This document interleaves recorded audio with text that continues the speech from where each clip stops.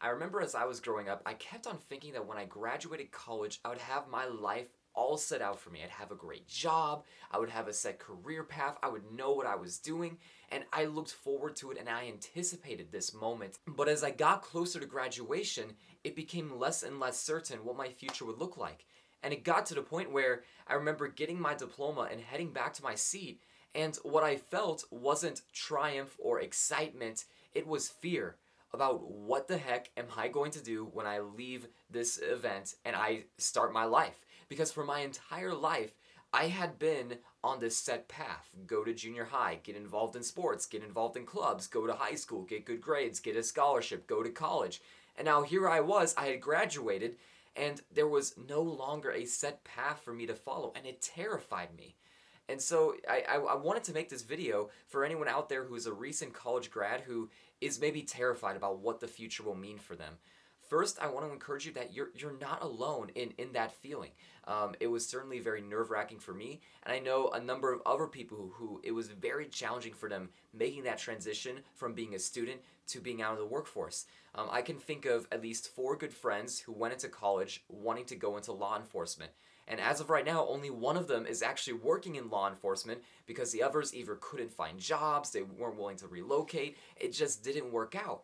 And so here they were, went to get their degree, had this dream, and they ended up having to adjust because of the way things turned out. Even something that you would think would have a very clear path like engineering, it may not be as clear all the time. I had a friend who finished up a very challenging senior project, graduated, proposed to his girlfriend, signed a lease on an apartment. Things were going really well for him. He was working for a big engineering firm in town, but 2 weeks after he started, his job got cut. And now he had rent to pay in a town where he didn't have a job, and he was getting married in 6 months. I'm just sharing these examples to show you that there are a lot of other people who are making this transition with you and are struggling, and their plans are getting off course, and they're trying to figure it out, and it's hard, and it's difficult, and there's a lot of unknown that you're going through. So know first off that you're not alone.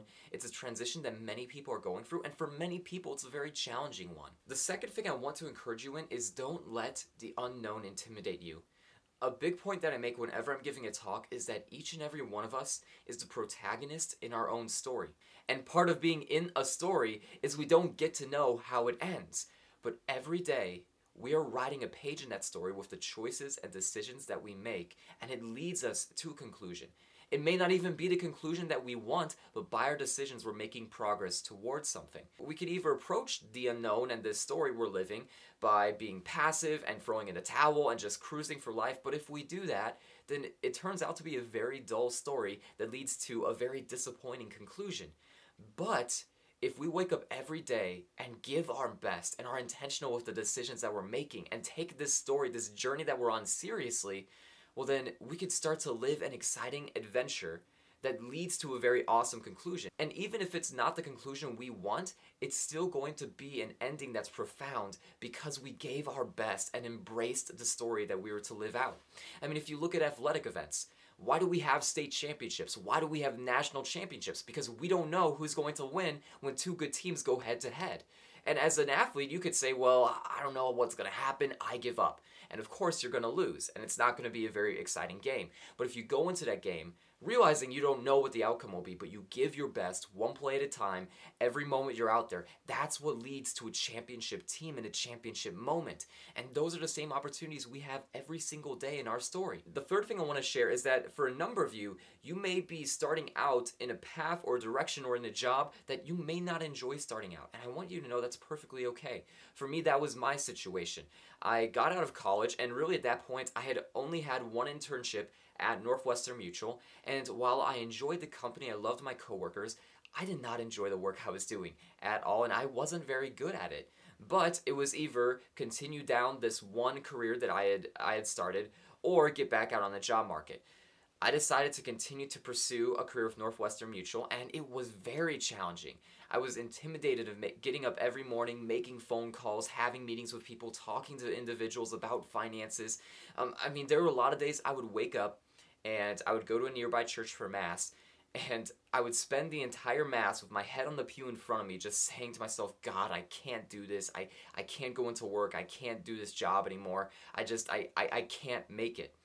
And somehow I would reason with myself, or God would give me the grace to get up, get out of that church, get in my car, go to work, and pick up the phone, start making phone calls, and go about my day. And I repeated this every single day for over a year, where I was terrified of going into work, and I would, be pouring my heart out to God. But then once I vented all of that, I decided this is the path I'm on. I'm going to give my best today.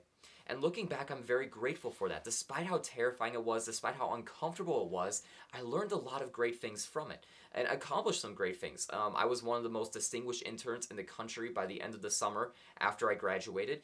I was able to help people put together a good financial picture and help improve their financial situation. And the third thing was I learned a lot of good skills that have helped me in things that I've pursued since then. What I do now as a motivational speaker, there's absolutely no way I could have done this if it wasn't for the things I'd learned at Northwestern Mutual. Despite how uncomfortable it was, I'm grateful for having gone through it all because it is allowing me to do something that I love and enjoy each and every day. So if you're in a situation where you're not sure if you like what you're doing, you don't know if it's a good fit, give it some time. The initial limit I gave for myself was give Northwestern Mutual 6 months and see how it goes. And at that point, I decided to give it another 6 months. And it was around that time I transitioned into a new position, and I gave it another 6 months. And then at that point, it became clear that, even with this position change, this isn't going to be a good fit at this company. But I'm happy that I gave myself those 6-month blocks to figure things out, to just power through it and see is this just a phase, or do I really not like being here? I was able to learn some things in the meantime, and it was also a good confidence booster for if I can get through this, then I can get through anything that's being brought my way. The fourth thing I want to share is if you aren't sure what you want to do with your life. You may have a degree, but if you were like me, I had a degree in hand. I had no idea what I wanted to do with it when I graduated. And if that's the case for you, a practice I would encourage you to start so you can start to figure out what it is that maybe you want to do or what you're passionate about or what you feel called to do is carve out a time for reflection and prayer in your daily life. I spend an hour each day in prayer, and I found that I need that time to keep myself heading in the right direction. An example that I use is if you take an average commercial flight, say from Chicago to Los Angeles, the plane actually spends the majority of the flight off course. And that might sound odd, but if you think about it, and with wind hitting the plane, with turbulence, with the plane having to adjust to the flight patterns of other planes or storms in the area, it makes sense that the plane would be off course most of the flight, and the pilot is making constant little corrections to get the plane back on course. The problem is, if the pilots were to stop making those corrections, they would never make it to their destination. And that's what prayer and reflection serves in my life. It's those little course corrections each day to keep myself on the right path. Because I found for myself, if I don't spend time each day going deep into what I felt, what I experienced, and figuring out what that means and what God is calling me to do, then very soon I'm going to head in a direction that is not good for me to head into. So I would encourage you, find some time for prayer and reflection so that you can make those little corrections each day to head in a positive direction for your life instead of a negative direction. And you don't have to start with an hour each day. I started out by spending 5 to 10 minutes each day, no excuses. That was going to be my time of prayer and reflection. And as time went on, I realized I needed more of it because life was stressful, it was chaotic, and I wasn't sure how to make sense of it. And I found, ironically, the more I took a step back out of the chaos into a time of silence, prayer, reflection, the more I was able to make sense of it and determine what direction I should go in. So I would encourage you to do the same, and over time, you're going to start to see how it's helping you head in a positive direction, professionally, personally, and spiritually. I hope these suggestions encourage you guys and help you guys as you're going through what could be a very challenging transition. And I really want to emphasize what I shared at the start of this video. You're not alone. Everyone had to start somewhere. I mean, if you look at successful people today, they all started doing something that wasn't as pleasant. If you look at Chris Pratt, from age 18 to 20, he went door to door selling coupons in Denver after he dropped out of college. Not exactly a very pleasant way to start his career, but look at where he's at now. And Chris Pratt has even said he's grateful for that experience because it helped him learn how to be an actor and how to be on and present in front of people. If you look at John Krasinski, who played Jim on The Office, he told his mother that he wanted to go to acting school and pursue a career in that, and his mother told him, it's fine if you do that, but after 2 years, if nothing's happened, please take yourself out of it because you can't put your mother through it. Well, John got about a year and a half into this. He was waiting tables in New York. Things weren't happening, and he was begging to come home. And his mother encouraged him, just give it a few more months, finish out the 2 years, see what happens. And it was in those last few months, before he was ready to throw in the towel, that he got the gig for The Office, and things changed.